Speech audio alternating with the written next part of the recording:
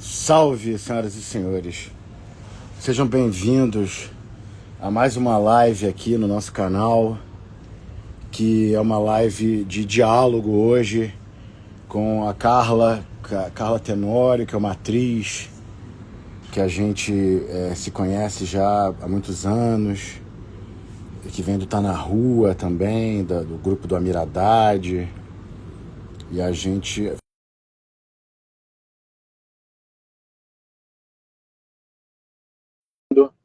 para ver se eu puxo ela.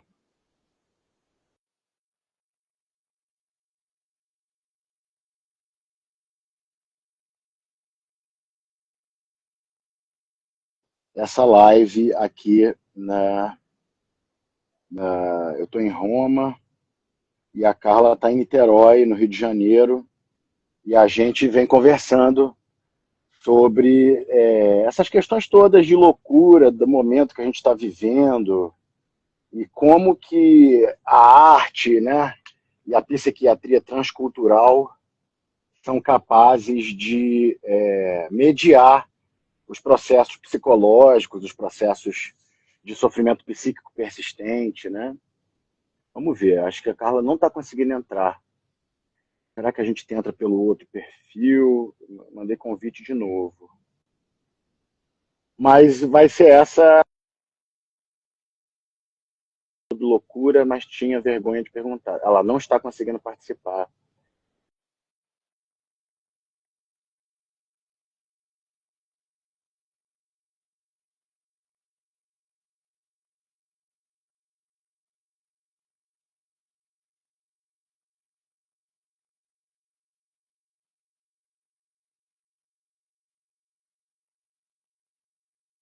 A gente está resolvendo aqui questões técnicas, mas vamos falar um pouco sobre isso, né? Sobre cura pelo diálogo, né? E como que é essa ideia de diálogo na era da internet, onde nós estamos vivendo uma revolução, né, tecnológica, uma revolução, salve mãe, boa noite, uma revolução psicológica, né, uma revolução dos modelos de conhecimento.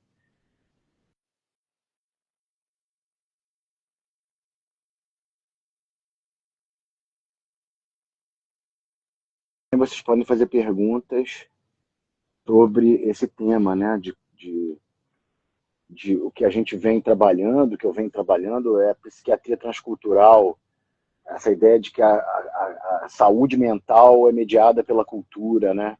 Tá travando aí para vocês? Não sei se a rede vai colaborar, na verdade. Não sabemos se a máquina vai colaborar com a nossa live hoje.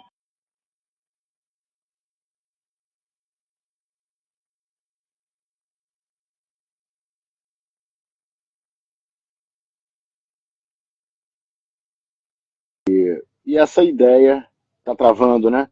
Eu acho que a rede está instável, a rede está sempre estável. E o robô é o novo demo, né?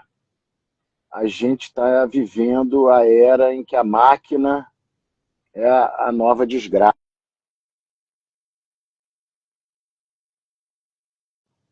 onde a máquina parece que adquiriu vida própria, onde a matéria adquiriu vida própria e começa a dominar as pessoas de fora para dentro, né? A gente inverte.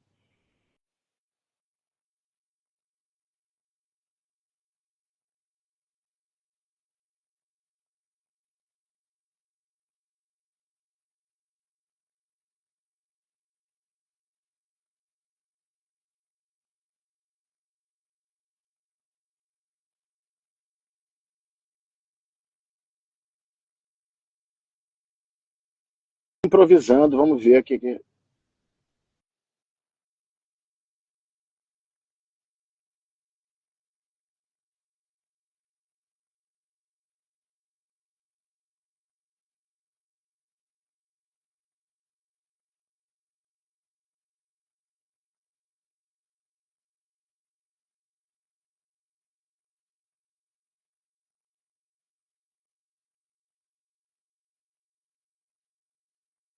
O que a gente está.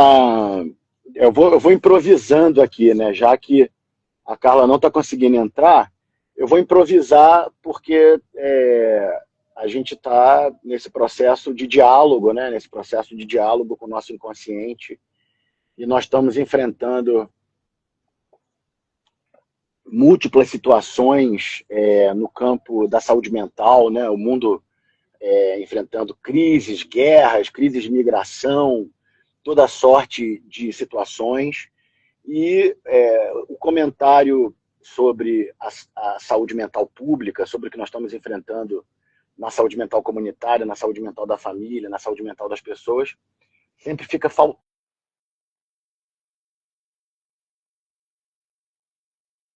E dialogando aqui, e eu estou avançando esse período de trabalho fora do Brasil, né, onde eu faço supervisão clínica, onde eu atendo online, onde eu faço dou aulas, né, dei aula na McGill, e é muito importante essa coisa de estar com 46 anos e de estar com 21 anos de trabalho, né? São 21 anos atendendo pacientes, atendendo pessoas com doença, pessoas com sofrimento psíquico persistente, né, o período todo da formação em Niterói, na UF, as experiências que eu tive trabalhando aproximadamente 10 anos na Universidade de Tel Aviv, depois trabalhando 4 anos na Universidade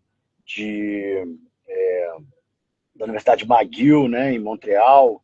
Então tudo isso foi se trabalhando e se organizando, né? Então, uma coisa é você ter 5 anos de formado, ter 10 anos de formado, ter 20 anos de formado. Com 20 anos de formado, os padrões vão se repetindo e as coisas vão se repetindo. Você, na nossa experiência de trabalho, né, que foi o Hotel da Loucura, que foi a experiência do Hospital Psiquiátrico Nacional, a experiência dos grupos. Peraí.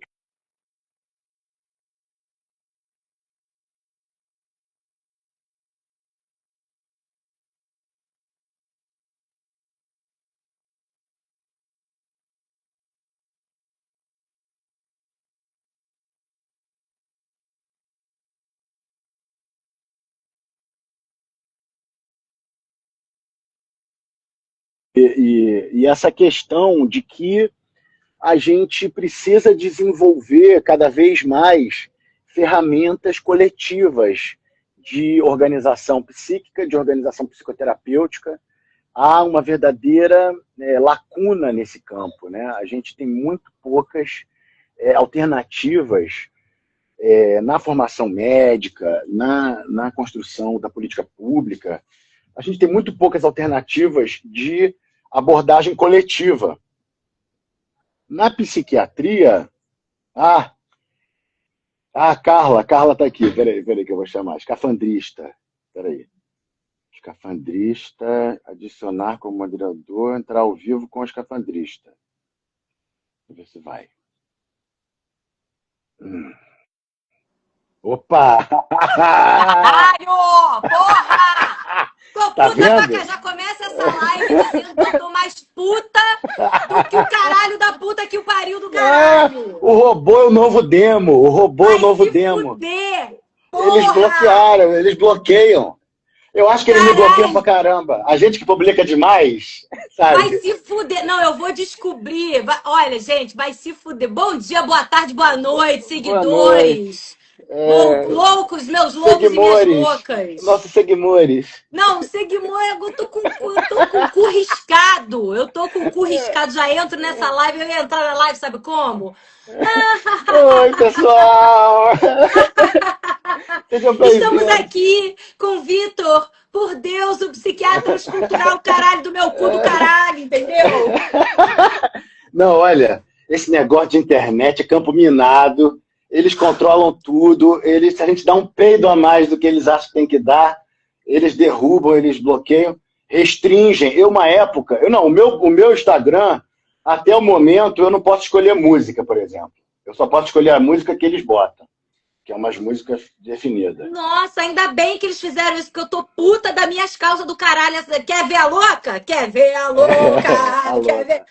Não, mas você explicou para os seus queridos Não, eu estava falando aqui. Colegas de transtorno, o que está acontecendo? Não, acho que aparentemente o seu perfil deve ter sido restrito para entrar ao vivo. Aparentemente, né? O que aconteceu, minha gente? Boa tarde, bom dia, boa noite, nem sei que horas são. Perdi-me.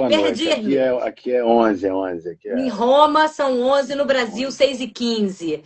Na Estávamos nós fazendo uma live. Eu sou Carla Tenório, né? Não escafandrista, mas eu sou uma escafandrista, não deixe de ser. Esse é o meu perfil que não tem nada, é o meu perfil poético, que não tem nenhuma postagem. E aí tô eu aqui convidei Vitor para fazer a live, vou entrar no meu perfil, divulgando, as pessoas ficaram doidas. Lá o pessoal da Carla Tenório deve estar puto, que não começou a live, depois eu posto. E aí eu tô entrando na live, a live não abre, a live bate, aí eu falo com o Vitor, ele abre, e eu não consigo, pelo Carla Tenório, entrar na live do Vitor, que não aparece. Não aparece que o Vitor tá ao vivo. Aí ele me dá essa solução, fico puta, hesito. Por quê? Porque eu tenho meus toques, entendeu? Mudar de ideia, eu tenho rigidez cognitiva. Já começa aí. Eu tenho rigidez cognitiva. Fica difícil. Aí a pessoa que tem rigidez cognitiva, ela tem que mudar de ideia em cima da hora. Mas mudei, tô de parabéns. Parabéns, brava. Então, muito boa noite, senhoras e senhores. Sejam bem-vindos à nossa live.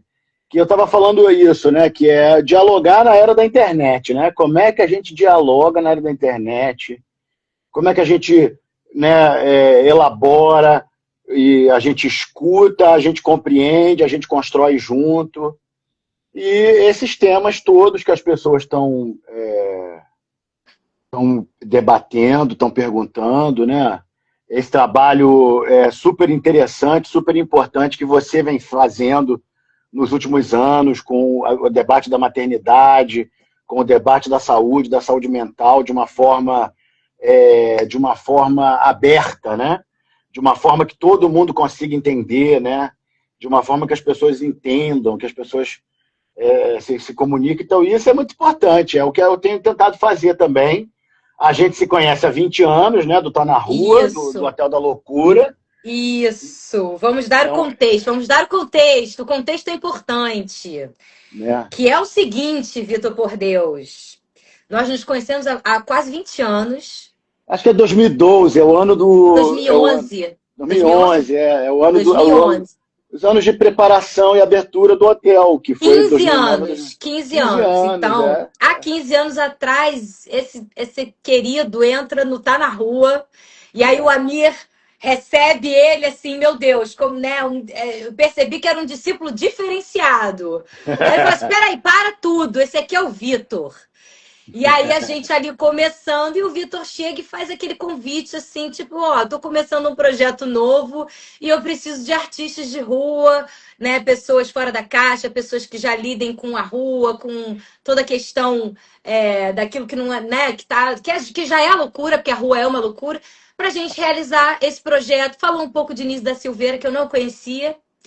E fomos nós pro Instituto Municipal Nise da Silveira fazer uma ocupação de uma semana dormindo no Hotel da Loucura. O primeiro ano, eu acho. 2012, pintando as paredes. Era o começo, né? Eu fui do Tá na Rua, eu estava no Tá na Rua e fui migrando, né, para o hospital.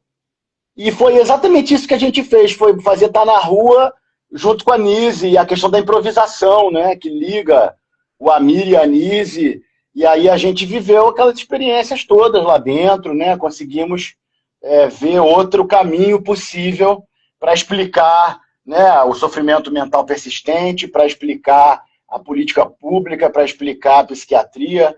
É uma psiquiatria transcultural carioca, né? É uma psiquiatria transcultural carioca, engenho de dentro para fora, né? Que é a nossa, né? Que é a psiquiatria do subúrbio onde eu nasci, né? Que eu nasci em Realengo, que não é tão longe assim do Gente de Dentro. Mas, ô Vitor, o que é, para o pessoal que está, né, pelo menos no perfil que eu falo muito, o que é psiquiatria transcultural? Então, no grego, né, psiquiatria transcultural, a gente traduz como cura mental através da cultura, né? Então, é você acreditar que a cultura é mediadora do sofrimento psíquico e é mediadora da saúde mental também. E aí eu fui para o Canadá estudar na divisão de psiquiatria social e transcultural que tem em Montreal. E aí a história lá é muito interessante, porque na década de 50 estourou um escândalo de que estava tendo dinheiro da CIA para financiar projetos de lavagem cerebral e injeção de LSD, e sessões de eletrochoques, e privação de sentido. Um famoso projeto que na América do Norte ficou conhecido como MK Ultra, né? The MK Ultra, o MK Ultra. E aí teve um escândalo em Montreal, no Canadá, quando a imprensa descobriu que o doutor Ewan Cameron, que era o professor da McGill, babado fortíssimo, ele recebia dinheiro da CIA e fazia experimentos secretos no porão do hospital, e as pessoas saíam doidas e completamente destruídas, e era uma loucura o negócio de reprogramação de memória. Brainwash e reprogramação de memória. E aí os psiquiatras da época se juntaram e se revoltaram e criaram uma divisão de psiquiatria social e transcultural. Falava, a gente não vai fazer brainwash, a gente vai fazer antropologia da psiquiatria e explicar. Eu estudei com os professores que fundaram, os professores dos professores, né? Quer dizer, os meus professores foram alunos desses caras que fizeram a divisão. Então, a psiquiatria social e transcultural, ela trabalha com a ideia de que a saúde mental é um fenômeno social e cultural, e está ligado à história, à memória, ao patrimônio, e também à biologia, e também ao corpo, e também às emoções, e também, quer dizer, ela é uma explicação mais ampla. Ao invés da gente dizer que a culpa é de um gene isolado, a gente diz que é a história ecológica do organismo. Que a saúde mental é a história ecológica do organismo, é tudo ao mesmo tempo, é a família inteira ao mesmo tempo, é a comunidade inteira ao mesmo tempo, é a sociedade inteira ao mesmo tempo que está avançando ou está retrocedendo, né? Ou está fazendo guerra, ou está fazendo violência, né? E agora gente, só para vocês entenderem, nós estamos, desde que a gente isso aí a gente contou um pouquinho de como a gente se conheceu. Desde que a gente se reencontrou, porque eu fui atrás do Vitor e fiquei mandando mensagem dizendo I love you! Estou estudando você, estou escrevendo um livro, né? Na verdade, o livro já está pronto, ele já está no processo final de diagramação e tal, já foi entregue. A pré-venda vai ser em dezembro, sobre loucura, que é a minha história, minha família vem de um histórico de loucura que eu não conto agora, e também não posso contar ainda o nome, vai ser lançado pela editora Zahar. E a partir do momento que eu escrevi esse livro, obviamente que Vitor me voltou inteiro, né? E até então, e aí por fim, ele, vamos conversar. E aí ele me chamou para conversar, e desde que ele está aí em Roma, a gente está conversando todo sábado, trocando ideia. Surgiu a história dessa live, ele se animou, e a gente está criando uma dramaturgia, veio dele essa história assim, vou escrever um texto, estou entendendo, você está falando dos meus textos, você está entendendo os meus artigos, está falando dos meus textos, está entendendo o que eu quero dizer, está entendendo o meu trabalho. Você é uma comunicadora, eu quero escrever, e aí a gente está escrevendo, e a gente está nesse diálogo. Essa escrita se faz com vocês, se faz em tempo real, um passo depois do outro, já não estamos no mesmo lugar, né? E o último papo, que foi ontem, foi maravilhoso, e eu fiquei com várias coisas, várias caixinhas na minha cabeça, e eu fiquei com 3 perguntas, coloco o óculos para poder ver. Quando foi o que a pergunta que você fez que abriu um triplex na minha cabeça? Vou falar as 3 perguntas e tu te vira para coisar. Que é, quando foi que o vírus entrou no software da linhagem? Peraí, vou repetir. Quando foi que o vírus entrou no software da linhagem? Quando foi isso aí? É porque eu fiquei lendo o dia inteiro Foucault. Quando foi que a loucura se tornou doença mental? Porque só um psiquiatra transcultural pode resolver isso. Quando foi que a loucura se tornou doença mental? E a última, bem básica, assim, que é pra gente ficar aqui até amanhã, o que é loucura. Mas aí, assim, ó. Não, a gente vai improvisando, né? A gente vai improvisando e vai vendo as imagens que, né, a gente já está trabalhando aí. Então, essa coisa de que... Então, o Gregory Bateson, né? Ninguém inventa nada, a gente lê as coisas, alguém explica, né? E a gente vai fazendo... Eu cito você cita o Gregory Bateson, é assim a vida. É o Bateson que ensina isso. Passos para uma Ecologia da Mente, né, que é o livro que foi até editado em português agora, ele tem essa frase muito clara. O Gregory trabalhou com esquizofrênicos no Hospital de Veterano na Califórnia na década de 70. É pioneiro da cibernética, né, que tem a ver com essa história do brainwash, não sei o quê. Mas ele fala assim, nem sempre nós fomos loucos, né? Nem sempre os nossos ancestrais foram loucos. Nem sempre os nossos ancestrais se agrediram. Nem sempre os nossos ancestrais se sabotaram. Nem sempre os nossos ancestrais foram violentos uns com os outros, se assassinaram. É a partir de um certo ponto, né? É a partir de um certo ponto da linhagem. É a partir de um certo momento histórico onde essas pessoas passam por violências e traumas e guerras e holocaustos e porrada e humilhação tão intensa que aquilo ali vira uma coisa acostumada, né? Vira uma coisa habituada, vira uma coisa que a gente se naturaliza, não deveria, mas naturaliza. Então é quando o vírus entra no software, né? O vírus entra no software quando a gente... E aí quem é a nossa linhagem, né? A nossa carioca, Fluminense, Rio de Janeiro, né? É tamoio, é tupi-guarani, é português, é espanhol, é africano, é indígena, todo mundo triturado pela fogueira da Inquisição, todo mundo triturado pela fogueira da escravidão. A gente herda a agressão física, a gente herda a agressão física das crianças, a gente herda o hábito de desdenhar das crianças, a gente herda o hábito de ironizar com as crianças. Então a gente vai criando uma cultura de desmoralização. Cultura de desmoralização é essa que o Frantz Fanon chama de psicopatologia da colonização. Nós somos um país colonizado. Nós somos um país profundamente colonizado, o Brasil. Nós somos uma colônia de commodities, a gente ainda exporta matéria-prima bruta e importa caríssima tecnologia, e importa caríssimas máquinas que a gente fica fascinado, fica malucão, né, atrás delas. Então isso é uma situação de retardo psicológico coletivo. É claro que tem traumas, né, estupros, incestos, violências, pessoas sendo atacadas.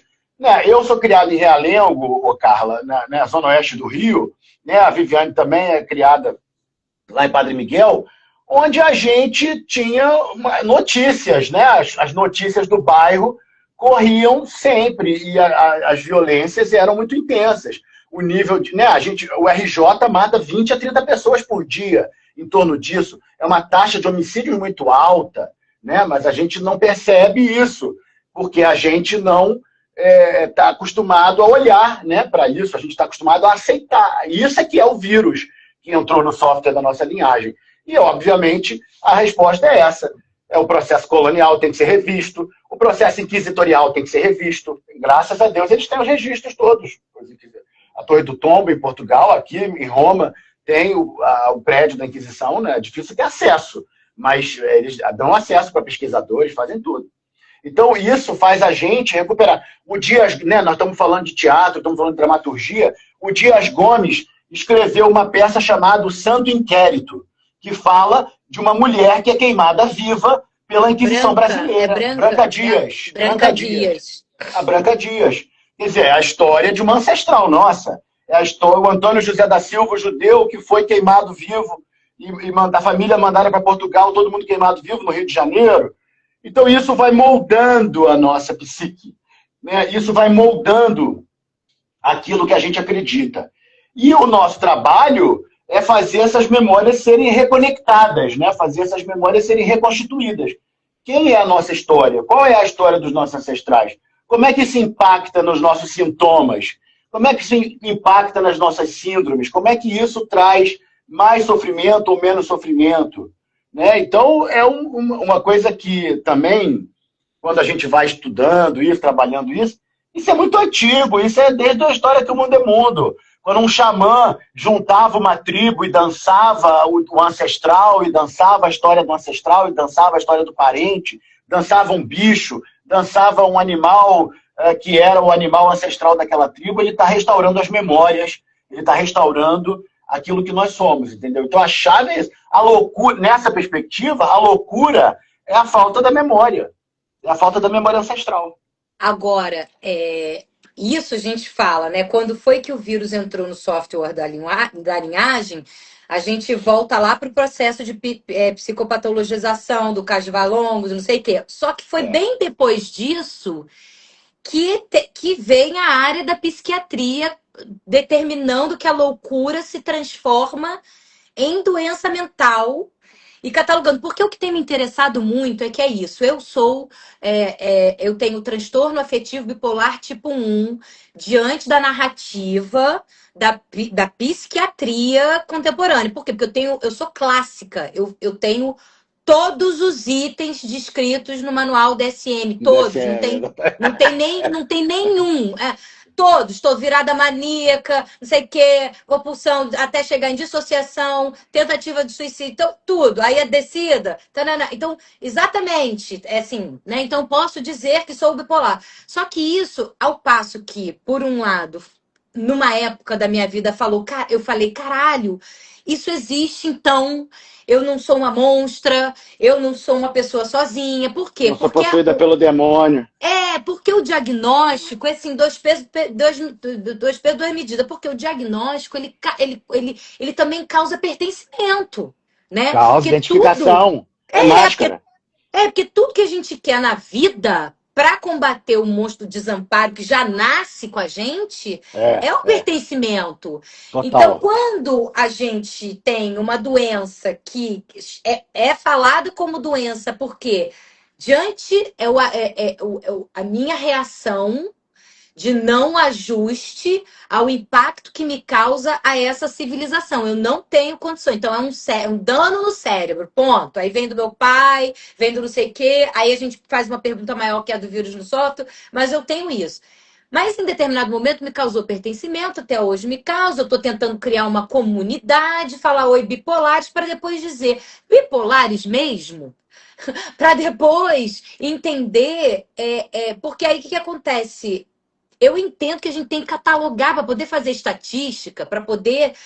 Nosografia. Né? É nosografia. É o nome da doença. A nomenclatura de doença. Até que ponto? Porque você falou uma coisa importante ontem, que foi também diz respeito ao vídeo que eu postei hoje, que se conecta com elitização do conhecimento e o fato do louco, do transtornado, precisar ser mestre da sua própria condição. Mas a elitização do conhecimento impede, não permite, não autoriza que a gente seja mestras do nossa condição. Da sua existência, da sua própria existência. Então, como que é isso? Qual é que é a linha tênue que separa a importância dessa nosologia que você falou e como que as coisas conversam? Isso aí, assim, a história, né? A história, vamos falar assim, a história da cura mental, né? Se a gente falar psiquiatria, cura mental, é psique e iatria. A história da cura mental, no sentido amplo, é muito, muito antiga, velha e ancestral. E os xamanismos, e os candomblés, e as umbandas, e né, os rituais, e o Egito Antigo, e o teatro de Dionísio, os rituais, as orgias, que eram rituais sagrados, né? Então, isso tudo é muito antigo, né? Tudo isso é muito antigo. Máscaras, usar máscara, tirar a máscara, trocar a máscara, é muito antigo. E aí, isso os nossos ancestrais indígenas fazem até hoje, os nossos ancestrais africanos fazem até hoje, nossos ancestrais do Oriente Médio fazem até hoje, fazem no hinduísmo, né, tal. Na nossa história colonial, na nossa história europeia, brasileira, né, a gente tem um período muito grave, que começa no século XIII, que é quando começam a queimar os doentes mentais vivos, né? A gente pode dizer isso, que os possuídos pelo demônio eram as pessoas com sofrimento mental persistente, com sofrimento psíquico persistente. As mulheres que tinham sofrimento mental psíquico persistente eram queimadas vivas. E aquilo aumentava, e aquilo era epidêmico, e acometia um monte de pessoas ao mesmo tempo. E a igreja ia crescendo de poder ao fazer esse tipo de ritual violentíssimo, né? Isso vai mudar de figura com Pinel, no século XIX, quando Pinel fala para de usar a violência, para de usar as correntes, para de queimar as pessoas vivas, para de fazer isso.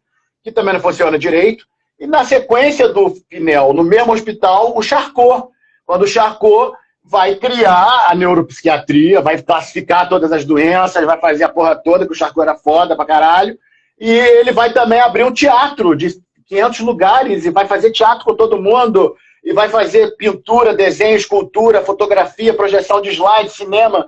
É o início da neuropsiquiatria cultural, da neuropsiquiatria transcultural. E isso eu acho um movimento muito importante, porque o Charcot vai ser o primeiro a falar: não queima mais a bruxa, não pode queimar a bruxa. Vamos fazer psicoterapia, vamos fazer psiquiatria, vamos fazer neuropsiquiatria. E aí vem os Freud, vem o Jung, aí vem todo mundo se organiza em torno, né? E depois o trabalho é descontinuado também, né? Ele abre essa porta. Mas aí é que entra.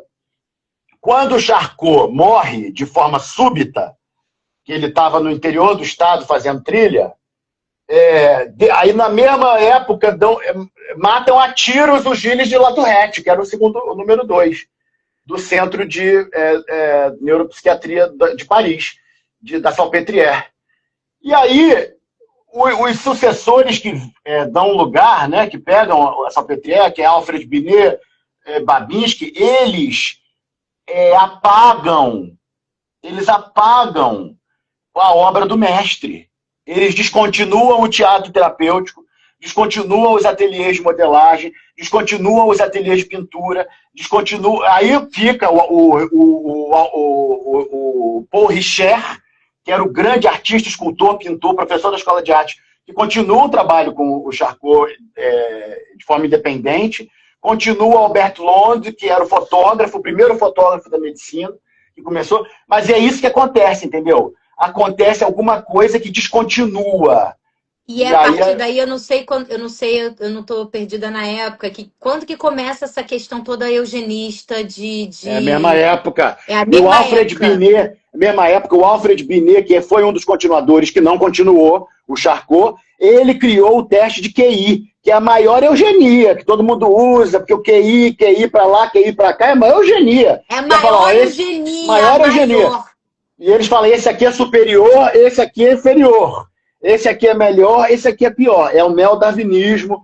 Então, tudo acontece na mesma época. E, pelo que nós entendemos, essa tradição da cultura, da história, da memória, de dar o protagonismo para o paciente, de construir culturalmente, de fazer teatro junto, de fazer música junto, de dançar junto, de cantar junto, já estava lá. E já estava na medicina grega, já estava no xamanismo, já estava no hinduísmo, já estava em todos os ritos dançados, né? A gente acredita numa medicina que dance, numa humanidade que dance. Mas isso aí, então, tá ligado? Então porque isso aí é tipo assim, final do século XIX e XX, o início do XX. Início que do aí 20. Que aí é quando afirma mesmo o capitalismo, que é quando afirma mesmo essa fase liberalismo, né? Que então tá ligado à economia. Revolução industrial, guerra, Primeira Guerra, só porrada, tiro e bomba, a gente tá nisso até agora. E também o que fica dessa época, na medicina e na ciência, é a eugenia, como você bem tocou hoje no vídeo, e fica também aparecimento de Juliano Moreira, na Bahia, a luta dele contra o racismo científico, a luta dele contra o racismo, a luta dele contra a eugenia, né, introduzindo métodos humanizados, né, na psiquiatria brasileira em 1905, mas nós realmente fomos desarticulados, né? Nós fomos sendo desarticulados. E a doutora Anise veio, fez uma experiência grande, importante, que também foi desarticulada, vai sendo desarticulada dentro da medicina. Louco. Porque é muito louco, porque assim, esse tipo de eugenismo, que é o eugenismo radical, por exemplo, do Hitler, ele não existe mais. Mas a gente está numa eterna eugenia. A supremacia, né? A noção de supremacia está lá. É uma supremacia e também uma vontade de que os corpos... Tem corpos que não valem mesmo. Tem corpos que eliminação. Eliminação. Eliminação do inferior. O Achille Mbembe fala muito sobre necropolítica neoliberal, né? Exatamente, a necropolítica. É Penteu. É o inimigo de Dionísio, é a tristeza que se impõe. E nesse período aí, onde o Charcot foi eclipsado, é o que acontece com essa coisa que a gente chama, que é muito forte e é importante na biologia e na medicina inteira, de neodarwinismo, que é a renovação do pensamento darwinista, que é a seleção do superior, eliminação do inferior, através dos genes, através da genética. Os genes são egoístas, os genes se selecionam os superiores, e aí isso cria realmente uma biologia competitiva, uma existência competitiva, uma saúde competitiva, uma medicina competitiva, que é onde nós estamos presos nesse momento. E isso vai para a subjetividade. Quando a gente vai falar o do vírus, eu acho que o vírus, a gente vive cada vez mais, acho que principalmente depois da pandemia, a cabeça ficou maior do que o corpo, até porque o corpo ficou parado tanto tempo que os universos.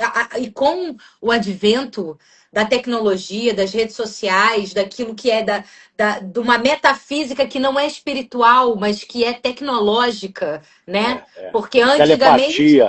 Telepatia, né? Porque antigamente metafísica era uma coisa que era extracorpórea, algo que a gente não sente, não pode tocar. Mas a tecnologia é algo que a gente não sente, não pode tocar. E é um outro tipo de metafísica. Magia. É mefistotecnologia, né? É a tecnologia do demônio. Você falou ontem sobre isso. E aí você falou uma coisa também que eu queria trazer. Primeiro que assim, pausa. Porque hoje uma colega de transtorno me trouxe aquela frase perfeita do show do Tom Zé, que é: ao persistirem os médicos, consultem os sintomas. Você que é um médico, imunologista, psiquiatra, eu tenho uma cara de pau de falar isso para você. Ao persistirem os médicos, consultem os sintomas. O que você tem a dizer sobre isso, Vitor, por Deus? É isso. Eu, em 2018, publiquei um artigo falando assim: Hipócrates está sendo traído, porque os médicos não estão consultando a história dos pacientes e estão colocando rótulos, e estão colocando classificações. Isso vai contra os fundamentos mais primordiais da medicina, que é a memória, a restauração da memória, a restauração da identidade. A saúde é a restauração da identidade. Então eu não posso crer em métodos, em abordagens culturais, em abordagens terapêuticas que não restaurem a memória das pessoas. Aí a gente vai ver, por exemplo, o cinema de Hollywood. O cinema de Hollywood é pura intoxicação, porque não restaura a memória de ninguém. É só de cima para baixo. É robô, é explosão, é violência, é arma, é fetiche pelo dinheiro, fetiche pela arma, fetiche pelo exército. O que é que isso faz pela memória da nossa comunidade? O que é que isso faz pela memória da nossa medicina? O que é que faz pela memória da medicina das nossas avós, a medicina dos nossos avós, a medicina dos nossos povos, pela alquimia, pelos rituais xamânicos, pelos rituais indígenas, pelos rituais de cura, né? Pelo teatro enquanto um ritual de cura, não é? Então a gente vai vendo isso, que o nível de colonização é muito alto. E que nós atores, né? Aí a gente entra na coisa do teatro, nós atores aqui, no grande teatro planetário que é a internet, e que a gente sabe que está influenciando o comportamento das pessoas, nós estamos servindo de modelos de imitação, de desejo mimético, né? Para as pessoas irem se organizando, para as pessoas irem percebendo outras maneiras de falar, de fazer, de se organizar. A gente tem que estar aqui criando, né? E criar o que é possível. Hoje, não... Pode falar. Hoje eu falei que minha missão aqui na Terra...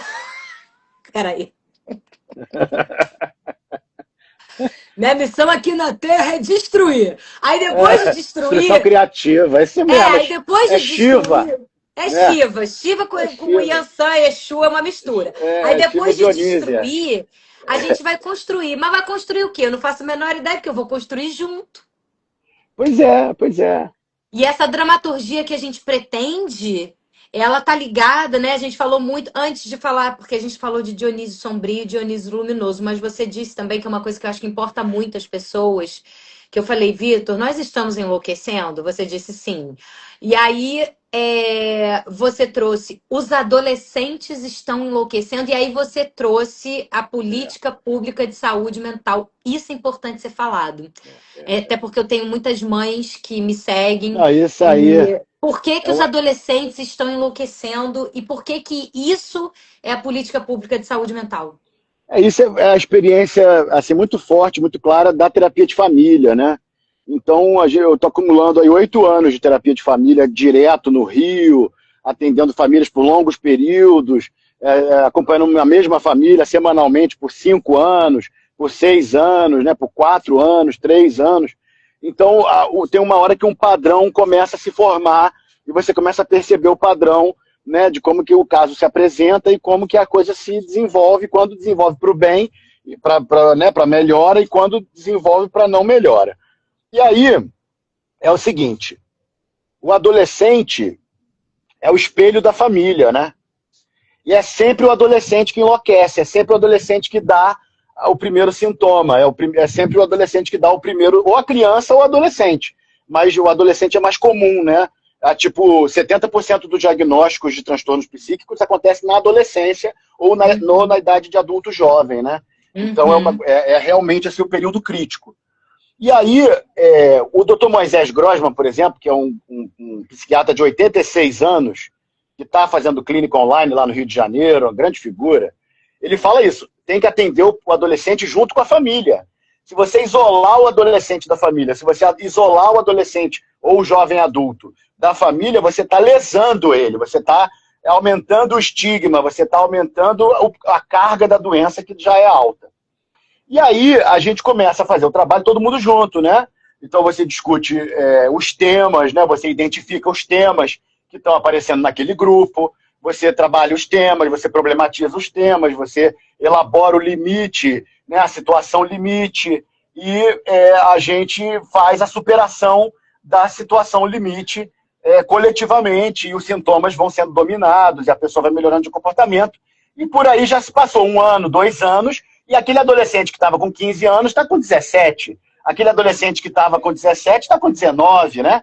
Então você dá a oportunidade dele compreender o que está acontecendo em grupo, com a família, dele se reorganizar. Aí é sempre, né? Você vai ver que o adolescente está imitando a performance da família. Aí, à medida do que a família compreende o que está acontecendo, pelo desejo mimético, né? Pelo tal do desejo mimético. Né? Aí o adolescente... aí a família começa a compreender que ela tem que se comportar melhor, que ela tem que ser menos agressiva, que o pai tem que ser menos agressivo, que a mãe tem que ser menos agressiva. Se eles forem menos agressivos, o adolescente vai ficar menos agressivo também. Se eles não baterem no adolescente, ele não vai bater de volta. Né? E aí você vai vendo que a família é um sistema autorregulador, é um sistema que se regula sozinho, que é autorreferente. E que isso é a célula da comunidade. As comunidades são feitas de células de famílias. A cidade é feita de células de famílias. E isso pode abrir uma possibilidade que eu estou vivendo na minha prática, que é de psiquiatria preventiva, que é você evitar a complicação da doença a partir do jovem, do adolescente, da pessoa que está começando a carreira. E isso é batata, cara, isso funciona. Nossa, eu sempre pensei, se eu tivesse conseguido essa ajuda, ou lá com 13 anos, que foi quando eu comecei a descer a ladeira, só desci, não subi mais. Também, assim. A gente conversou, eu falei sobre a minha doença, que eu também adoeci mentalmente, né, gravemente, durante a escola médica, né, com a tragédia da formação médica no Brasil, e eu também acho que se eu tivesse tido acesso à psicoterapia de qualidade, eu teria tido um êxito maior na imunologia, por exemplo, que foi minha primeira especialidade, né? E eu trabalhei em lugares fora do Brasil, com pessoas muito interessantes, e aí voltei para o Brasil, fiquei meio né, na saúde pública, e fui trabalhar no Engenho de Dentro, e ali é que eu fui estar na rua, né? Antes de ir para o Engenho de Dentro, eu fui estar na rua. Fui para Camila Amado, que falou, calma, menino, não é só Apolo, tem Dionísio. Eu falei, Dionísio mudou Dionísio salvou, sangue de Dionísio tem poder, né? Sangue de Dionísio tem poder. Né, o vinho de Dionísio tem poder. E aí eu fui para estar na rua, e no estar na rua eu fui dragado para o hospício do Engenho de Dentro, onde eu encontrei a obra da Nise. E a obra da Nise é que como a arte encaminha a loucura, né? A Nise respondeu legal essa pergunta pra caralho. Como a arte encaminha a loucura, Vitor, por Deus, como a arte encaminha a loucura? Desse jeito que nós estamos fazendo aqui teatro, que é dialogando. vai dialogando, vai vendo o tema, vai vendo a imagem, vai vendo a narrativa, né? Vai vendo a história.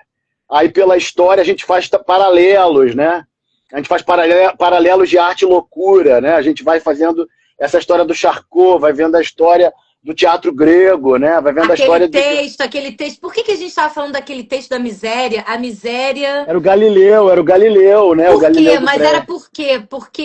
Era o quê? Qual é o tema desse texto? Era essa visão de que a gente não precisa ser destruído na vida e que a gente não precisa viver na escassez e na exaustão, né? E na miséria, porque né? A gente estava falando de Dionísio Sombrio. É isso. Né? A gente é a afirmação da alegria. Quer dizer, a afirmação de que a alegria é que faz a gente crescer, que é o prazer que faz a gente se desenvolver. Que o Galileu fala, a miséria não é condição das virtudes, meu amigo. Se a sua gente fosse abastada e feliz, aprenderia as virtudes da abastança e da felicidade.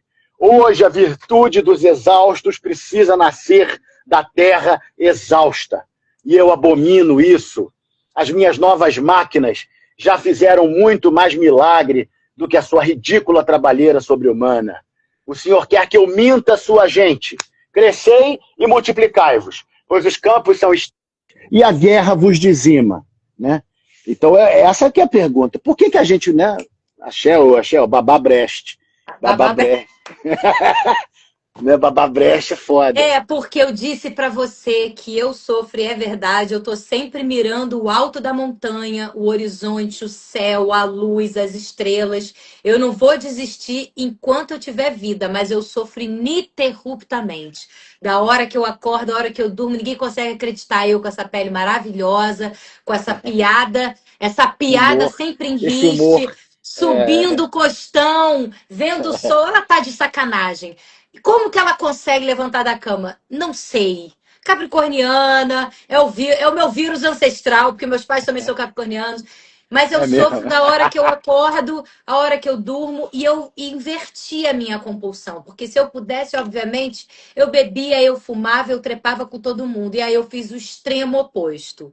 Eu fui fazer um processo de ascetismo, eu fui meditar o dia inteiro, eu fui ficar em celibato por longos períodos. Eu não bebo nenhuma gota de álcool nunca, nem socialmente. Eu não uso nenhuma droga, só café, que, né, também me altera. Mas assim... Que bate bem, né? Que bate legal, bate legal. Nem pré-treino eu uso, entendeu? Mas por quê? Porque eu sei do potencial do meu Dionísio Sombrio. E eu convivo com esse sofrimento ininterruptamente. E você falou, e você fala muito sobre esse prazer e sobre a importância da alegria. Eu vou continuar perseguindo a alegria, obviamente, porque é nela que eu vou, né? Como se eu tivesse duas eternas, uma que faz e a outra que sente. A que sente é miserável, tá melancólica, tá desesperançada, tá sem sentido, é completamente niilista. Mas a que faz é o outro oposto. É a que reza, é a que acende vela, é a que vai na gira, é a que perdoa, procura perdoar, que tem compaixão. Então, para mim, um dado desse texto que você fala, do Galileu, é subir, subir, subir, subir até não ter mais corpo. Eu me vejo como aquele Capricórnio mesmo, qual é o nome? É o bode. Subir, subir até não ter mais corpo. Subir, subir, subir, subir, subir, subir, subir. Para ver se tudo... Porque assim, é isso. O peso da gravidade pega todo mundo. Eu sinto. Eu acordo de manhã e falo, meu Deus, pareço o Mun-Ra. Eu me sinto... Não, levantar os olhos, né? Levantar os olhos para o céu é uma operação complicada, difícil. Muita gente não consegue olhar para cima. E o Galileu, ele faz isso. Ele pega os telescópios e fala, olhem para o céu. Olhem os movimentos dos astros. E aí é muito forte a peça do Brecht, quando ele vai mostrar o telescópio, né, na corte de Veneza.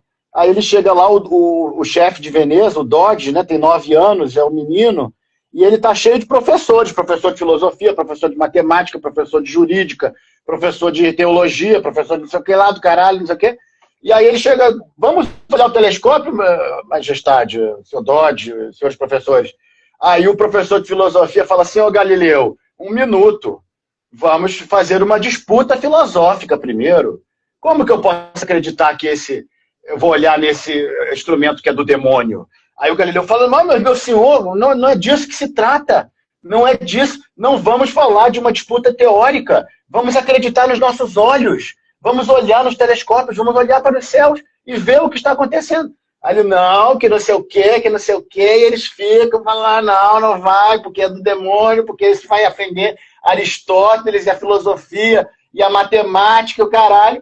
Aí tem uma hora que um dos assessores fala, está na hora do baile da corte, vamos rápido, vamos todos, corre. Aí saem correndo, levam o Dodge e ninguém olha no telescópio.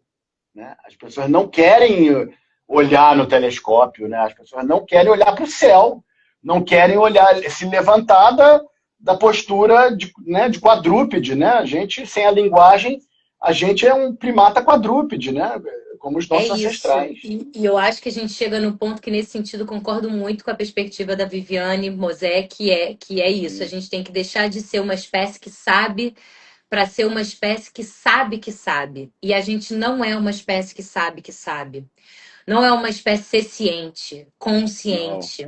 Né? É uma espécie que detém conhecimento, e nesse sentido tem a ver com o vídeo que eu postei hoje, tem a ver com a elitização do conhecimento. As pessoas se formam, viram PhD sem saber de porra nenhuma. E eu posso falar isso com toda a propriedade do fucking mundo. Entendeu? Eu não sou cientista, mas eu posso falar sobre isso. É especialista na repimboca da parafuseta e aí fodeu.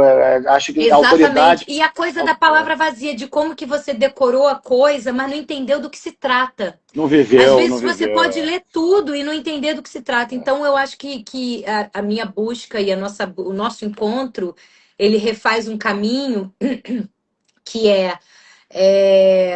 que nessa dramaturgia pretende trazer a perspectiva da loucura sempre, dentro dessa atualidade, né, robótica, as perspectivas, né? As perspectivas das loucuras, né? Que são sempre múltiplas ao mesmo tempo, agora, não linear, e que tudo está em movimento, e que a gente tem que ter diálogo e muito, e que a internet é um palco, né? E que todo ser humano é ator, e que todo celular é um estúdio de televisão. Né? Gente, e que olha a gente aqui, olha que piração, presta atenção que piração. Olha que piração isso aqui. Eu tô aqui com você conversando diante de pessoas, depois a gente vai postar, a gente vai editar esse vídeo. Deu merda, deu errado no início. Acho que teve bloqueio da CIA, bloqueio da CIA. E olha aí. Porra nenhuma, amigo. Sei lá, é aleatório. Às vezes eu penso que é aleatório, sabia? Às vezes eu penso um algoritmo, né? Lembra aquela época, uns 10 anos atrás, que teve o Snowden? Lembra aquele Snowden? Não. Era um espião da CIA que traiu. É o Snowden, o Edward Snowden. O que o Snowden, na época do golpe da Dilma, no golpe de tudo, que teve golpe, roubaram tudo, lembrei. Lembrou? O Snowden falava isso, que o problema agora está sendo que eles têm computadores tão poderosos que eles rastreiam todas as palavras que a gente fala. E todas as palavras que a gente fala, inclusive... E eu só falo coisa errada aqui para os algoritmos. Os algoritmos estão sempre me ameaçando. Eles estão sempre me ameaçando. Eles ficam loucos comigo. Olha lá, tá travando para os outros. Não, aí eu também. Aí tem uma hora que eles pegam a constelação da palavra. Quando fala, Michel Foucault, Nise da Silveira, e fala saúde transcultural, né, autonomia, pronto, aí quebra aí tudo. Quebra. Entendeu? Mas a gente vai conseguir. Mas a gente vai conseguir gravar isso, a gente vai editar, a gente vai postando esses vídeos. A gente cresce, a gente continua o diálogo, né? O diálogo é o conteúdo e, acima de tudo, a internet é uma ferramenta de mediação entre pessoas. Se confundir a imagem com a pessoa, fudeu. A gente é uma pessoa por trás de uma imagem. Aí... Eu postei aquele dia a pessoa me perguntando, a minha seguidora me perguntando, você é atriz ou bipolar? Pois é. Aí eu falei, os dois. Os dois é isso, nenhum, mas um pouco, enfim, se a gente for entrar numa questão máscaras. existencial. São máscaras. A gente continua nosso papo, né? O que eu quero dizer é que eu já estava feliz no particular de estar trocando com você. Foi uma aula, obviamente. É uma delícia conversar. É, E aí eu me lembrei daquele meme, assim, amiga, que é um meme que diz assim, amiga, você tá diferente. Aí a amiga responde, enlouqueci. Me E sinto eu pronta. acho que eu tô numa fase de alumbramento, Vitor. Eu acho que eu te Sei, encontrei, porque sei. tu cuida bem do maluco, né? A verdade é essa que tu cuida bem do maluco, sempre soube. E eu tô numa fase de alumbramento e apaixonamento pela minha loucura, pela loucura. Porque eu saí do armário, não como uma perturbada, carismática atriz, artista, mas como também disposta a trazer a indignidade da loucura, porque a loucura também tem sua Como indignidade, disposta a trazer a parte patética, a parte sofrida, né? tem que Não trazer. falar chorando pitanga, mas a parte que ninguém quer saber e que dá repulsa. Então, eu acho que como recuperar a loucura perdida, loucura luminosa, porque a loucura se transformou numa doença mental. Ela é mesmo uma doença mental, porque ela transforma em incapacitante, isso tudo. Nosologia, a gente falou tudo isso. Mas como eu posso recuperar a minha loucura luminosa, que é o meu Dionísio luminoso, para recuperar a tal da alegria, que eu não desisto, eu sou brasileira, a esperança é a última que morre, entendeu? Eu acho É, que eu tô aqui nesse encontro com você e com a comunidade que eu tô formando para isso, para a gente fazer isso junto. Porque se eu sinto isso, centenas de milhares de pessoas sentem iguais, né? e isso aí a gente vinha conversando, que é o mito de Dionísio, né? É o mito da loucura sagrada. Quer dizer, na Grécia Antiga eles acreditavam que os deuses se disfarçavam de mendigos. E Dionísio, que era o deus da loucura do teatro, ele era um deus sagrado, era um deus importante. E aí é que eles, eu acho que para nós isso é muito verdadeiro, e que eu acho que é isso que você está falando, que é a loucura enquanto fonte de inspiração, enquanto fonte de Isso. criatividade, enquanto fonte de renovação, né? Então, durante a peça das Bacantes, né, quando o rei de Tebas, o Penteu, que é o homem triste, o homem violento, proíbe, né, o culto dionisíaco, as orgias, eu estava até olhando a etimologia de orgia, quer dizer rito sagrado, trabalho sagrado, vem de ergon, né, de trabalho no grego. Então, uma hora o Penteu fala, isso aí, nós vamos prender todo mundo, vou cortar o cabelo desse pessoal, isso é tudo bando de viado, fecha tudo, aqui é todo mundo de espada. Aí o Tiresias, que é o grande cego, né, o cego sábio da tragédia grega, que aparece até na Odisseia, em todas as peças, no Édipo aparece, ele fala, Penteu, não vá contra as forças da natureza. O êxtase báquico é aquele que também revela a profecia, quer dizer, através do prazer nós vamos enxergar o conhecimento. Não faça isso, porque é através do prazer que a gente aprende, é através do prazer que a gente se supera, é através do prazer que a gente se desenvolve. Se a gente não tiver prazer, se os seres humanos não tiverem prazer, eles vão morrer de tristeza. E Penteu, o nome do personagem, vem do grego tristeza, pentos, né? Então isso está codificado no mito de Dionísio. E essa necessidade da gente afirmar o prazer enquanto uma forma legítima de conhecimento e de vida e de desenvolvimento. Porque o que a gente está vivendo é tristeza, é a tristeza da guerra, né? É a tristeza da violência, é a tristeza de uma masculinidade excessiva, uma masculinidade que é agressiva, que destrói o planeta, que polui os rios, que polui a Pachamama, né? O ataque ao meio ambiente, a destruição do meio ambiente também representa um ataque ao feminino, também representa as forças da natureza. Então, é um pouco isso, faz todo sentido. É a tradição da psiquiatria, a tradição da Nise, a tradição do Charcot, a tradição do Juliano Moreira. E a gente vai vivendo isso na prática, vai vivendo isso no teatro, vai vivendo isso na clínica, vai vivendo isso na família, vai vivendo isso na comunidade. E aí não tem como retroceder mais. Né? O que a gente viveu não está na rua, né? Na nossa época, você no seu tempo, eu no meu tempo, eu acho que não tem como voltar atrás. É dali para frente. É dali para o que a gente consegue fazer. Só quem foi iniciado, não tá na rua, por Amiradade, sabe o que, que é realmente. A Amiradade, principalmente naqueles tempos áureos que ele xingava a gente, botava a gente para rodar mesmo tudo, né? Tocar, Ia pra rua toda semana. ia pra rua toda semana.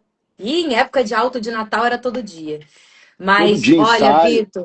Vitor, eu acho que você fez essa finalização perfeita, porque é isso, é sobre o prazer que vai trazer o conhecimento e tudo isso. Acho que essa não tenho mais o que acrescentar. Tá? Nosso tempo acabou, né? Que na verdade não acabou, Vamos mas eu acho fechando, que vamos fechando.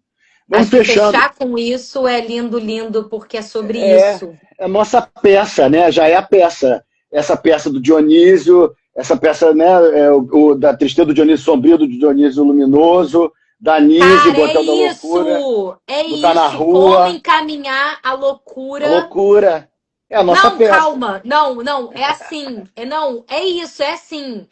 Como encaminhar essa tristeza coletiva que tomou uma proporção estrambólica, É. que é o Dionísio Sombrio, o Penteu, Penteu Sombrio, é ele, a mesma coisa. É o Dionísio e, Sombrio. em arte, em cultura, em Dionísio Luminoso, em alegria, em axé, em prazer, que vai trazer o conhecimento. Eu sei que tá óbvio, mas agora que caiu a ficha. Não, não é óbvio, não. O diálogo é que abre os temas, né? Se a gente não tivesse É dialogando, não isso, porque, cara, aparecia. é muito peso, tá muito pesado. Como transformar a tristeza que virou guerra, que virou masculinidade, que virou distorções, que virou autofagia da gente fudendo com a natureza, Autossabotagem, autossabotagem, autossabotagem, né? O excesso também de diagnósticos, o excesso de de medicalização, porque assim, droga. tudo se medicaliza, sem Fala. angústia, qualquer angústia se medicaliza. A Viviane aqui. Como trazer o bloco de Penteu para tocar na bateria da Escola de Samba do Prazer. É isso, é um desfile de carnaval que a gente tem que fazer. Porra, lê de novo, como é? Como trazer o bloco de Penteu para tocar na bateria da Escola de Samba do Prazer. É a trama. Essa é a Porra, trama.